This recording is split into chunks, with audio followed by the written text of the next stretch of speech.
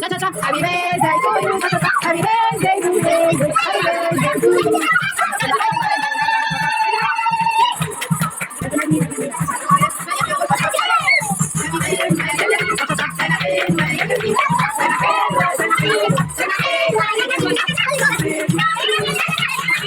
Rất là phiền rồi, rất là hên và cái gì đi con thử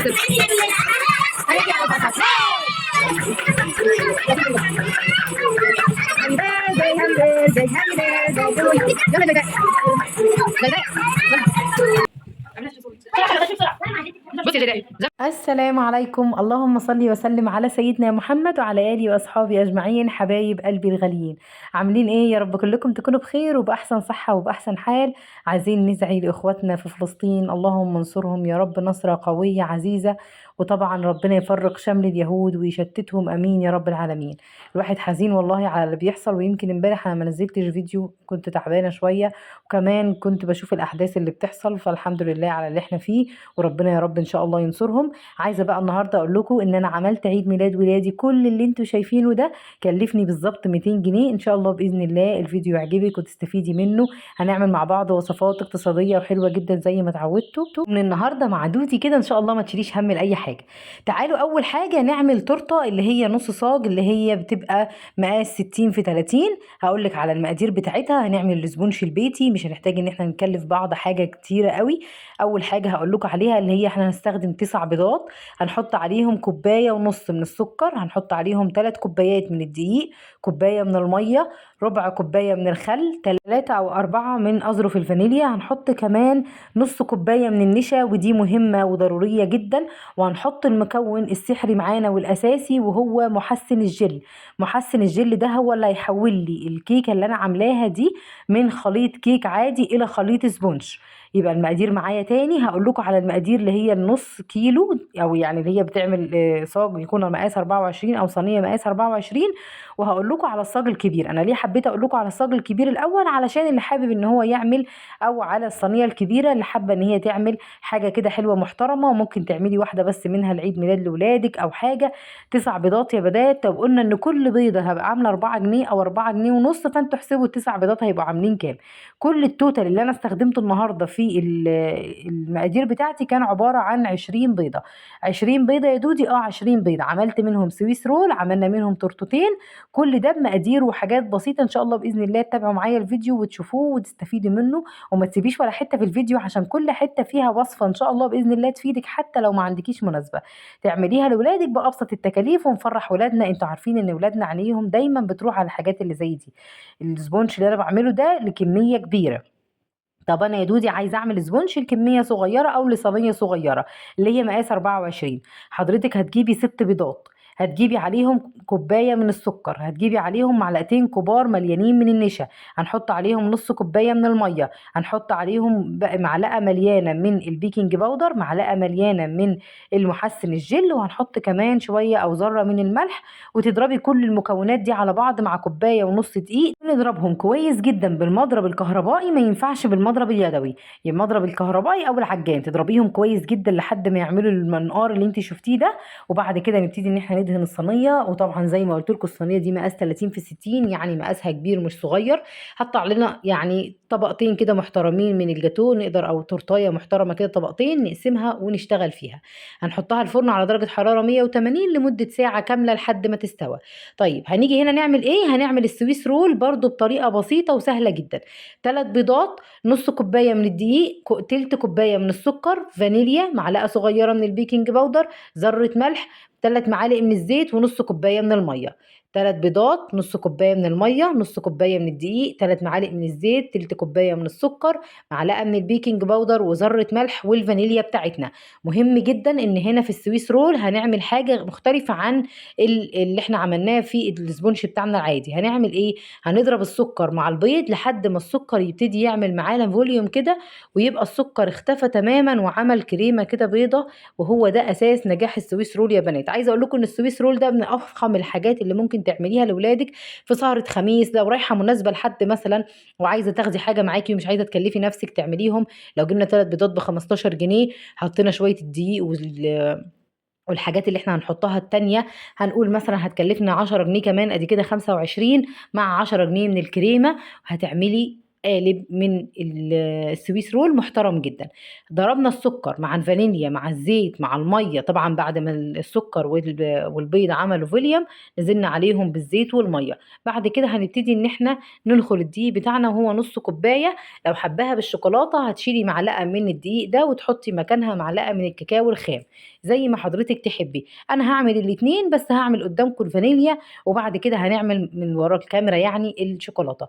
طبعًا دول يُفضّل إنِّك أنتِ تحضّري قبلها بيوم، بس أنا السويس رول عملته في نفس اليوم، إنّما التورتتين كنت محضّراهم قبلها بيوم وتاني يوم اشتغلت فيهم زواق، علشان طبعًا لمّا بيكون عندنا مناسبة بنبقى حابين إن إحنا نخلّص نفسنا ونبقى مترستقين كده قبل ما الضيوف ييجوا بتوعنا. وطبعًا تقدري لو أنتِ عندِك حفلة خطوبة لولادِك مثلًا بنتِك أو ابنِك تعمليها في البيت، لو عندِك عيد ميلاد برضه تعملي في البيت. يعني يا بنات على قد ما نقدر عايزين إن إحنا ما نشتريش الحاجات الجاهزة، عايزاكم بالله عليكم تدعوا لي بصلاح الحال. أنا داخلة بجد على موضوع فارق في حياتي جدًا، جدًا، مش عارفة القرار اللي أنا أخدته إذا كان صح أو خطأ، أنا لسه يعني الحمد لله والشكر لله. فبالله عليكم تدعوا لي دعوة حلوة من قلبكم، أي حد بيحب دودي بظهر الغيب كده يدعي لها ربنا يصلح حالها ويهديها للطريق الصح.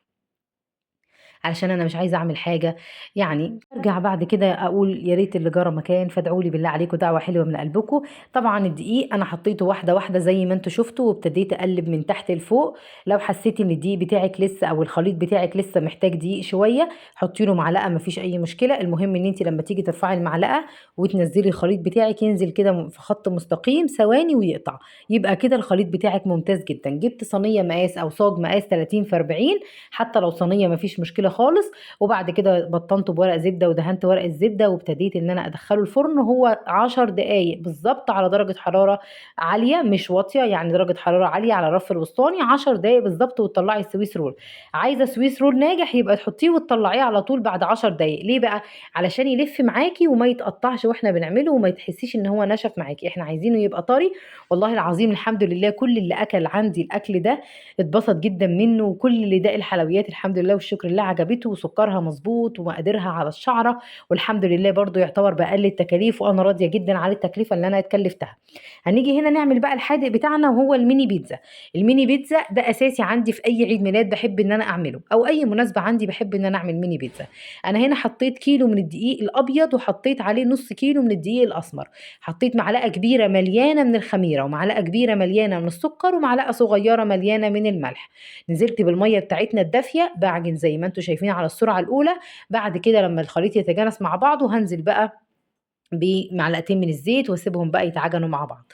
هنيجي بقى هنا على ده السبونش الشوكولاتة اللي كنت باعمله، أنا حطيت كوباية سكر، حطيت كوباية من الدقيق، كوباية من الدقيق شِلت معلقة منها وحطيت مكانها كوباية من معلقة قصدي من الكاكاو، هنحط هنا 5 بيضات مش 6 لإن البيض بتاعي كان ما شاء الله كبير، وحطيت عليهم معلقة أو قولوا معايا معلقة كده من المحسن الجِل، والمحسن الجِل ده للناس اللي عندنا في مطروح عايزين يعرف أنا جِبته منين، أنا جِبته من المحل بتاع خامات الحلواني اللي ورا فتح الله، وهتلاقيه بيتباع عند العمامي وهتلاقيه بيتباع عند صبحي العطار. العلبة الصغيرة اللي هي فيها معلقة دي عاملة 7 جنيه. حطينا كل المكونات وإن شاء الله بإذن الله في صندوق الوصف تحت هاسيب لكم مكونات السبونج السويس رول عشان اللي حابب ياخدها سكرين شوت وينفذها سهلة جدًا. صينية مقاس 24 ضربنا الخليط معانا لحد ما عمل منقار كده وحجمه تضاعف، ابتديت إن أنا أخبّط الصينية كده علشان يعني لو فيها أي هوا يطلع ودخّلتها الفرن برضه لمدة ساعة. السويس رول طلع بتاعنا وهو سخن ومهم جدًا تشتغلي في السويس رول وهو سخن عشان يتلف معاكِ على طول. بعد كده جِبت عليه ورقة زبدة وابتديت إن أنا أقلبه على ورقة الزبدة علشان أفُك ورقة الزبدة اللي هي إحنا خبزنا عليها. خلّي بالكم ما ينفعش تسيبوها، لو سبتوها هتلزق ولمّا تيجي تطلّعيها السويس رول هيتقطّع معاكِ. لازمًا وهو سخن تبتدي حضرتِك إن أنتِ تقلبيه وتبتدي إن أنتِ تشيلي ورق الزبدة من عليه. ينفع يا دودي أعمل السويس رول من غير ورق الزبدة؟ أنا يُفضّل ما ينفعش، هو ينفع بس لو حضرتِك أول مرّة تعمليه يبقى ما ينفعش. ورق الزبدة يا بنات مش غالي خالص، الرول بيبقى ب15 أو 20 جنيه وبيقعد معاكِ فترة طويلة.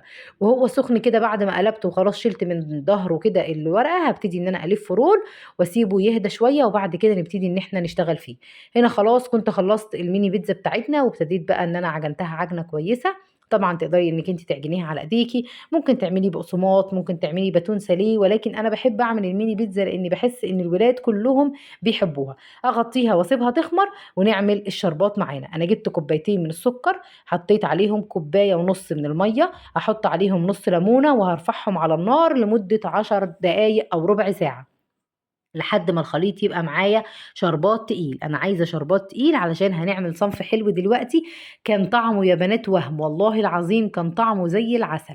بعد كده التورتيه بتاعتنا طبعا كانت بايته قبلها بيوم، بعد ما طلعت معايا من الفرن سبتها ديتا، غطيتها بفوطه وسبتها لتاني يوم. ابتديت بقى ان انا اطلع منها، وطبعا بتعرفي ان هو استوى ازاي. بتدخلي خله كده فيها، لو الخله طلعت نظيفه يبقى الكيكه بتاعتك اتسوت وبقت زي الفل.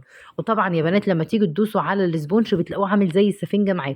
ما خدكوش على ان هو بيفرول مني كده شويه، علشان انا يعني ما بيتهوش كتير. انا كنت عاملاه تقريبا الفجر واشتغلت فيه على الساعه 12 واحده كده. نيجي بقى هنا للكريمه. كل تورته من اللي انا هنفذها معاكم النهارده هتاخد كوبايه كريمه. ربع كيلو الكريمه يا بنات ب 50 جنيه، في كوبايتين من الكريمه. ربع كيلو الكريمه في كوبايتين من الكريمه، يعني ربع كيلو الكريمه تقدري حضرتك تجيبيه تعملي 2 كيك سبونج اللي هو اللي احنا بنعمله ده، او تعملي مثلا واحده كيك سبونج وتعملي مثلا 2 سويس رول ممتازين جدا. وكل ده بربع كيلو من الكريمه. جبت بقى هنا كوبايه واحده من الكريمه الخام اللي هو كريم شانتيه خام. جبت كوبايتين من الميه المتلجه، حطيت عليهم نص كوبايه من السكر. قلبت السكر فيهم، وبعد كده هنزل فوق الكريمه بتاعتنا وهبتدي ان انا اضربها. طبعا كنت حضرت الكيكه بتاعتي وقطعتها. جبت اي صينيه عندي كده ينفع ان هي تتعمل قاعده، يعني مش شرط ان انا اشتري قاعده واكلف نفسي. وبعد كده هبتدي ان انا احط لها كده في الارضيه شويه كريمه علشان اثبت عليها السبونج. وهنبتدي نحضر كيس حلواني، ودي انضف طريقه انك انت تحشي بيها. ممكن حضرتك تحشي عادي بمعلقه، بظهر سكينه، باي حاجه. انا بحب ان انا احط في كيس الكريمه كده، وابتدي ان انا انزل الكميه اللي انا عايزه اعملها، وبعد كده ابتدي ان انا اسويها. بتخلي لي الكريمه ما تتهدرش مني، وفي نفس الوقت بتخلي الكريمه كلها تبقى متساويه. وبعد كده حطي بقى شوكليت شيبس، حطي مانجا زي ما هنحط بعد شويه مثلا، حطي شرايح من الخوخ، الكمبوت، اي حاجه موجوده عندك، يعني ما توقفيش نفسك. ممكن تحطي فروته مسكره. انا بالنسبه لي كان عندي شويه شوكليت شيبس كده فحطيتهم. والشربات ده انا خدت معلقه من الشربات التقيل، خففتها بمعلقتين ثلاثه كده من الميه، بقى معايا شربات خفيف بارد. وابتديت ان انا اسقي بيه التورته بتاعتنا. ليه بنسقي التورته؟ علشان تفضل طريه. لو قعدت مثلا يومين في التلاجة ما تجيش تاكليها تلاقيها ناشفه بقت شبه العيش، لا، احنا محتاجين لما نيجي ناكلها نحس ان احنا بناكل لسه برضو تورته. حطي لي لايك يا ست الكل لو وصلتي لحد هنا في الفيديو. بحبك جدا وبشكرك جدا على دعمك ليا وعلى وجودك في حياتي. فعلا وجودكم في حياتي فارق جدا جدا. وادعوا لي بالله عليكم دعوة حلوة بصراحة الحال. هنيجي بقى هنا نحط برضو على الوش كده نسقي، ونحط بقى على الكريمة ونبتدي ان احنا نسويها كده. طبعا ده وش التورته على قد ما تقدري. حاولي تساوي وش التورته يعني باسهل الامكانيات. خلي بالكم، طيب لو حسبنا التورتايه اللي معايا دي مكلفاني كام، لو قلنا مثلا الست بيضات عاملين 20 جنيه، وقلنا كوبايه من الدقيق هنقول ربع كيلو ب5 جنيه، ادي كده 25 مع الفانيليا والبيكنج باودر ادي 30، 37 جنيه عشان محسن الجل. هنحط عليها ميه، طبعا ميه مش هتتحسب، ادي 37. هنجيب مثلا ب 20 جنيه من الكريمه، 20 جنيه من الكريمه يبقى 57 جنيه. 57 جنيه وعملنا التورتايه الحلوه اللي انتوا شفتوها دي. هنا بقى الميني بيتزا كانت خمرت معانا، وقلت برضو ابتدي ان انا اشتغل فيها كل ده وانا شغاله. المهم لما تكوني بتشتغلي بالتورت حاولي على قد ما تقدري ما تشغليش الفرن علشان ما تسيحيش الكريمه بتاعتك. بعد كده هبتدي ان انا افرد العجينه معايا علشان بقى نقطع الميني بيتزا بتاعتنا. والميني بيتزا بحب في اعياد الميلاد ان انا اعملها حجمها كبير شويه مش صغير، بحيث ان اللي ياخد قطعه كده مع الحلويات بتاعته يشبع منها، وما يبقاش بقى مروح لسه بيدور على عشاء. انا بالنسبه لي بحب كده. بعد كده ابتديت ان انا اخد الميني بيتزا بتاعتنا وارصها كده في الصاجات. طبعا البخاخ بتاع الزيت يا بنات حلو قوي ومنجز جدا. وهنا جودي بنتي ربنا يحميها لي كانت بتساعدني، فقالت لي ماما خلاص انا هدهن لك وش الميني بيتزا بتاعنا. طيب الوش ده احنا عاملين ايه؟ حاطين معلقتين من الصلصه، عليهم معلقتين من الكاتشب، عليهم شويه من الزعتر والثوم البودره والبصل البودره والملح. بعد كده دهنا بيهم وش البيتزا بتاعتنا. وهنبتدي ان احنا نحط قطعه من السجق وعليها شويه من الموتزاريلا. تقدري انك انت تحطي طماطم وفلفل وجبنه بس مش شرط تحطي لحوم. انا هنا حبيت ان انا ادلعهم شويه وحطيت اللي انتوا شفتوه ده. ابتديت ان انا اسوي، ودي اول كميه سويتها معايا. التسويه بتاعتها اللهم بارك حلوه جدا. الطعم بتاعها لذيذ جدا، وزي ما اتفقنا نقدر نعملها في اللانش بوكس لاولادنا. تعالوا بقى نعمل الحشوة بتاعتنا اللي هي بتاعة الجلاش يا بنات. أنا جبت كوباية من المَيّة، هاخد عليها كوباية من اللبن، وهاحط عليهم معلقتين من الكاستر أو معلقتين من النشا علشان نعمل المهلبية الكدابة. ما حطيتش سكر جوه الكاستر لأن أنا لسه عندي سكر في الشربات بتاعي، الشربات اللي إحنا كنا عاملينه اللي هو التقيل البارد، إحنا عملناه في الأول وسيبناه يبرد، قلبتهم كده على البارد وبعد كده حطيتهم على النار، وطبعًا مع التقليب المستمر علشان يتقلوا معايا.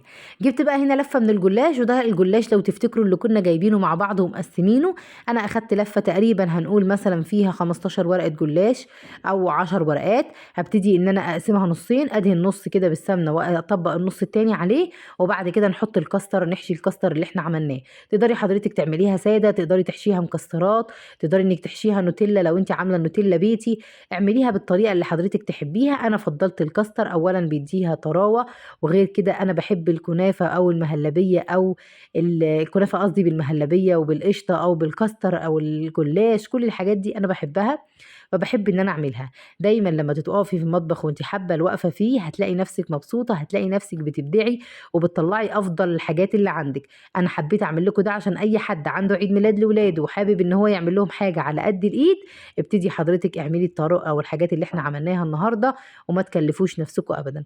أنا ابتديت بقى إن أنا ألِف ورقات الجلاش زي ما شُفتوا، كل نُص كده باحط فيه شوية من السمنة، السمنة دي سمنة بلدي على سمنة عادية، تقدري حضرتِك تعمليها كلّها بسمنة عادية، بسمنة وزيت، برضه اللي موجود عندِك، وابتدي بقى إن أنا ألِف، بس وأنا بالِف كده باحقق بإيديّا وباضغط بإيدي يعني علشان الصُبع يبقى ماسك نَفْسه. بعد ما خلّصنا الكمية كلّها، ابتديت بقى إن أنا أقطّعها كده بالسكينة كل صابعين أو 3 وأقطع، 3 صوابع وأقطع. علشان الصوابع بتاعة الجلاش بتاعتِك تبقى كلّها سِوَى واحد. بعد كده هنبتدي شوية السمنة اللي كانوا فاضلين معانا ندهن بيهم وش الجلاش وندخّله الفرن. طب بياخد قد إيه في الفرن يا دودي؟ لحد ما ياخد لون معاكِ، ممكن ربع ساعة، ممكن 10 دقايق، يعني على حسب. كل فرن يا بنات بتختلف عن الفرن يعني اللي عندي غير اللي عندِك. بعد كده جبنا الإسبونج بتاعنا قلبناه، ابتدينا بقى إن إحنا نحطه على ورق زبدة على الوش بتاعه علشان لمّا نيجي نشيل كل القطع اللي من فوق أو الحاجات اللي أنتم شايفينها الطرية دي تطلع في ورق الزبدة، واللي ما يطلعش في ورق الزبدة نبتدي إن إحنا نشيله بالسكينة. طب ليه يا دودي بنعمل كده؟ علشان هنا بتبقى كمية زفارة البيض كلها متكومة في القشرة البيضا أو القشرة الخفيفة اللي أنتم شايفينها دي. بعد كده جبت القاعدة بتاعتي غلفتها، ده كرتون كده يا بنات أنا عاملاه مقوى يعني، وغلفته بورق فويل، ومن تحت كده عملته بالسيلوتيب. حطيت قطعة من التورتاية بتاعتنا، حطيت فوقيها الكريمة وبعد كده حشيتها بالمانجا وبعد كده حطيت القطعة التانية. أنا ما باحبش أعمل التورتة أو الجاتوه بتاعي عالي، يعني بالنسبة لكيكة الشوكولاتة هي بس اللي كانت عالية، إنما الكيكة البيضا أو الفانيليا دي أنا ما باحبهاش تبقى عالية، باحبها تبقى طبقتين كده وكل واحد بياخد قطعة. أنا عايزة أقول لكم بس شايفين اللون قد إيه أبيض وفاتح، ما شاء الله يا بنات الدقيق الإسبونج أو الدقيق الإسبونج البيتي اللي إحنا عملناه حلو جدًا، جدًا. هنا بقى بعد ما الجلاش بتاعنا أخد اللون الدهبي الحلو ده، ابتديت برضه إن أنا أسقيه بالشربات بتاعي، وهنا بقى هتاخدي أحلى جلاش وأطعم جلاش. جبت كوباية من الكريمة تاني ضربتها زي ما شُفتوا، وهابتدي بقى إن أنا آخد منها حبة كده وأفرد فيهم السويس رول بتاعنا، أو أفردهم على السويس رول. وبرضه يا سلام لمّا يكون عندِك شوية مانجا كده وتحطيها، المانجا أصلًا في الجاتوه بتبقى طعمها لذيذ وحلو جدًا، جدًا. رُحت ابتديت كده إن أنا أحط برضه كام قطعة من المانجا بعد ما حطينا السويس رول. بعد كده هالِف السويس رول يعني رول كده وأدخّله في الفريزر، أطلّعه يعني أزوّقه برضه من فوق بالكريمة وأدخّله الفريزر يجمد، أبتدي إن أنا أقطّعه، عشان لو عملته وهو سايب كده هتبُصّي تلاقيه اتفرول معاكِ وهبط كده وما بقاش حلو. جِبت بقى هنا نُص كوباية من اللبن عشان نعمل صوص الشوكولاتة، نُص كوباية من اللبن وأحط عليها 6 مكعبات من الشوكولاتة، أي ما يعادل قالب إلا ربع من شوكولاتة سما. شوكولاتة سما دي يا بنات الباكيت منها عامل 20 جنيه. بعد ما عملت الصوص ده طبعًا أنا سخّنت اللبن وشيلته من على النار وابتديت أحط فيه الشوكولاتة لحد ما ساحت معايا، وحطيت لها معلقة زيت كده عشان تدّيني اللمعة اللي أنتم شايفينها دي. بعد كده حبيت أعمل شكل بسيط خالص للتورتاية بتاعتي، جيت كده بالمعلقة وجيت على حروف الكيكة وابتديت إن أنا أعمل زي دايرة كده ينزل منها شرايط زي اللي أنتم شايفينها كده على جناب الكيكة، بتدّي شكل حلو أوي وبتخلّيك التورتاية برغم إن هي بسيطة ولكن شكلها فخم. بعد كده جبنا الكريمة بتاعتنا والقماع، اعمليها بقى بأي شكل أنتِ حاباه، أنا حبيت أعملها بالشكل الزجزاج ده، اعمليها بشكل عادي، اعمليها زي ما تعمليها يا ستي، طالما بتعملي الحاجة لولادِك في البيت فما فيش مشكلة خالص. عايزاكم بقى تكتبوا لي في الكومنتات إيه الدنيا معاكم في مصاريف البيت، عملتوا إيه في المرتب للناس اللي قبضت، الناس اللي لسه ما قبضتش.